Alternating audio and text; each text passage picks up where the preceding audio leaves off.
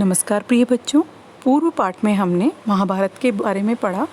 आज हम महाभारत के ही एक अंश भगवत गीता के बारे में यहाँ अध्ययन करेंगे। तो देखिए, भगवत गीता महाभारत का ही अंश है। जैसा मैंने आपको बताया, ये 700 श्लोकों का एक छोटा सा काव्य है। रचना बुद्ध काल से पहले हुई थी, तब से अब तक इसकी लोकप्रियता और प्रभाव जो है कम नहीं हुआ है।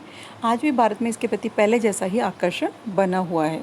विचार और दर्शन का हर संप्रदाय से श्रद्धा से देखता है और अपने ढंग से व्याख्या भी करता है। संकट के समय जब मनुष्य के मन में संदेह सताता है तो कर्तव्य के बारे में दुविधाग्रस्त मन जो है वो गीता में ही जो है अपने समस्याओं के हल को ढूंढता है।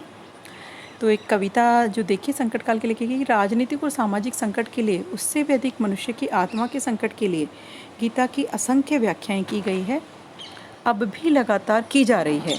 आधुनिक युग के विचार और कर्म के क्षेत्र में नेताओं तिलक, अरविंद, गांधी ने इसे अपने ढंग से व्याख्यात किया है।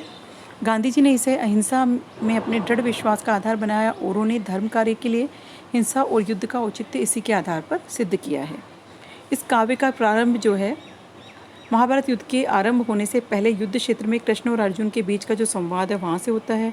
अर्जुन परेशान है। इसमें आपने देखा होगा कि अर्जुन जो है अपने बंधु बांधवों को, परिवारजनों को मारने से इनकार कर देता है और हथियार डाल देता है। तब भगवान कृष्ण उन्हें गीता के ज्ञान से प्रबोधित करते हैं और उन्हें कहते हैं कर्मण्यवाधिकारस्ते मां फलेषु कदाचन, अर्थात हे पार्थ, कर्म करो, फल की आकांक्षा मत करो।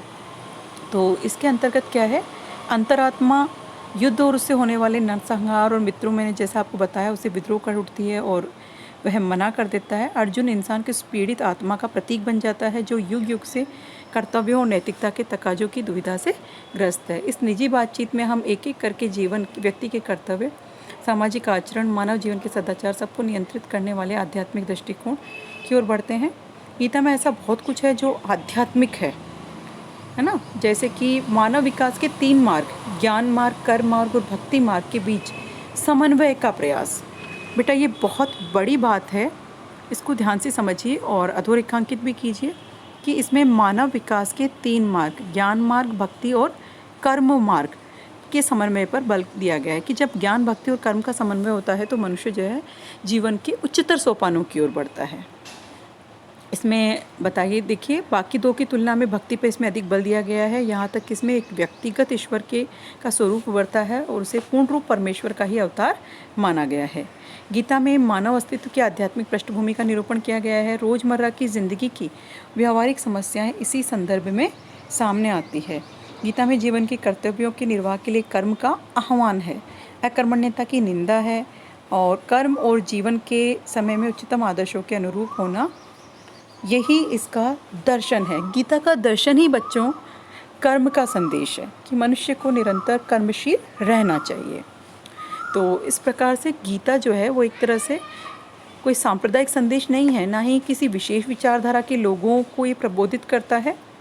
इसकी दृष्टि सार्वभौमिक है, सभी के लिए। कहने का मतलब उसमें कहा गया है कि सभी रास्ते मुझ तक आते हैं और इसी सार्वभौमिकता के कारण गीता सभी वर्गों के लिए, सभी संप्रदायों, सभी मनुष्यों के लिए मैं कहूँगी मान्य हुई है।